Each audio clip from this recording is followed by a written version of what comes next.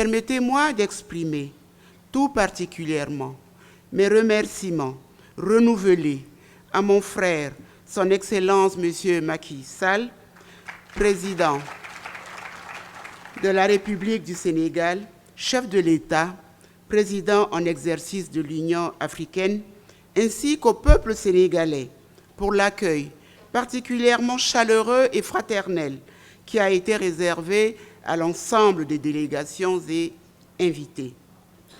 Je voudrais également adresser toute notre reconnaissance à son Excellence Madame Ellen Sirleaf Johnson, ancienne présidente de la République du Libéria et patronne du réseau des femmes leaders africaines, pour son leadership inspirant et pour avoir initié cette consultation des femmes leaders à la veille de la deuxième conférence des hommes de l'Union africaine sur la masculinité positive pour partager nos réflexions.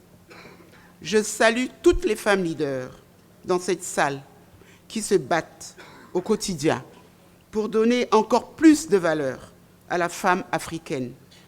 Je salue les distingués partenaires œuvrant aux côtés des femmes à l'élimination de la violence à l'égard des femmes et des filles. Le premier anniversaire de la déclaration historique de Kinshasa, élaborée conformément aux ambitions de l'agenda 2063 de l'Union africaine et de l'agenda 2030 des Nations unies sur les ODD, est une belle opportunité d'engager une discussion sur ce qui doit ou peut encore être fait pour traduire les bonnes intentions des chefs d'État en mesures concrètes et les bonnes paroles en actions significatives. En effet, nous ne pouvons réussir le pari de la lutte contre les violences faites aux femmes sans l'implication et l'engagement des hommes à nos côtés. C'est pourquoi je rends un hommage mérité aux hommes qui, aux côtés des femmes, soutiennent avec combativité et abnégation leurs efforts pour faire de l'autonomisation de la femme une réalité. À cet égard, nous voulons saluer et féliciter les chefs d'État et de gouvernement des États membres de l'Union africaine, champions de la cause féminine qui, sous le leadership de son Excellence M. Macky Sall, président de la République du Sénégal et président en exercice de l'Union africaine, soutiennent la promotion de la masculinité positive sur le continent. Pour revenir à ce qui nous réunit ici, rappelons que le continent africain dispose aujourd'hui, au-delà de l'arsenal juridique international, de forts instruments politico-juridiques pour les droits des femmes et des filles, partant pour l'élimination de toutes les formes de violence à leur égard. Or, force est de constater qu'à l'échelle mondiale, de graves violences massives se produisent encore. Par exemple, il est démontré qu'une femme sur 3 subit une forme de violence dans sa vie, soit plus d'1 milliard dans le monde. Le drame est que plus de 50% de ces cas de violence contre les femmes et les filles se déroulent sur notre continent. Ces violences trouvent leur origine dans les inégalités auxquelles les femmes et les filles font face toute leur vie, de l'enfance à la vieillesse. Ces violences minent la vie des femmes et des filles et les maintiennent dans la pauvreté. Elles restreignent le choix des femmes en limitant les possibilités d'accéder à l'éducation, de gagner leur vie et de participer à la vie politique et publique.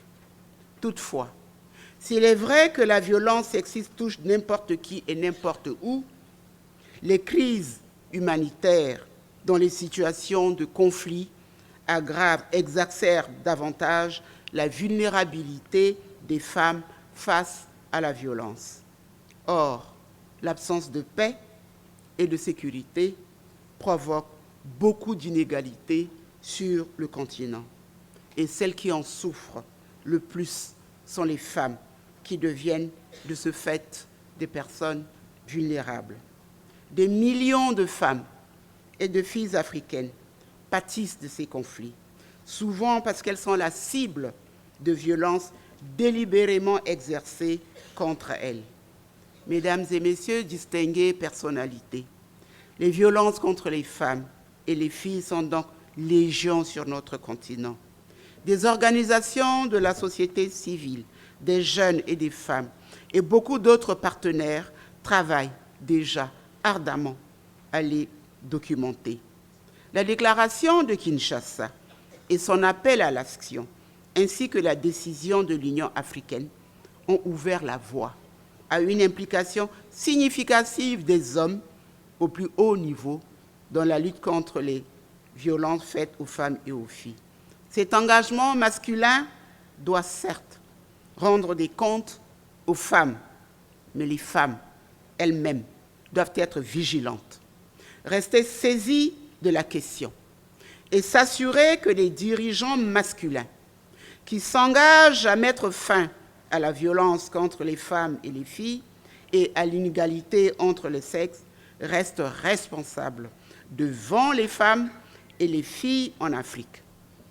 Il appartient également aux femmes de réfléchir à la façon dont elles peuvent contribuer à la mise en œuvre de la déclaration de Kinshasa et amplifier ainsi les engagements et les actions des hommes. Il nous faut, en effet, suivre les progrès de la mise en œuvre des engagements pris par les chefs d'État et proposer des points d'action que les chefs d'État et de gouvernement et les autres dirigeants masculins devraient s'engager à mettre en œuvre à l'avenir.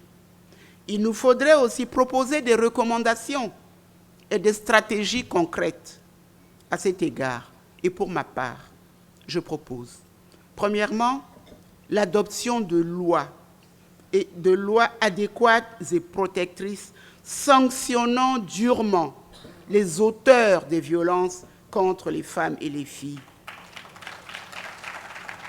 Cela permettra de stopper l'impunité grandissante dans beaucoup de pays africains et d'enlever le bâillon posé aux victimes du fait de l'absence de punition, de la crainte des représailles ou des stigmatisations.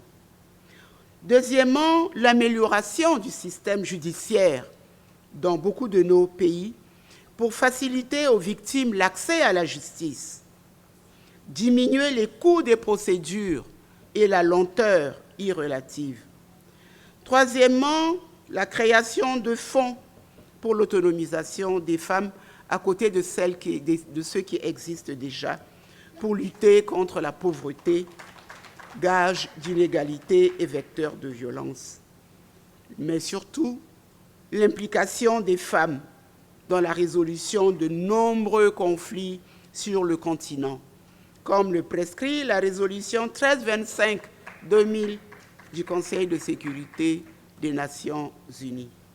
Mesdames et messieurs, distinguées personnalités, voici donc l'économie du message que j'avais à délivrer à cette salle, à cette consultation des femmes leaders africaines à la veille de cette réunion des leaders et des champions africains. Merci.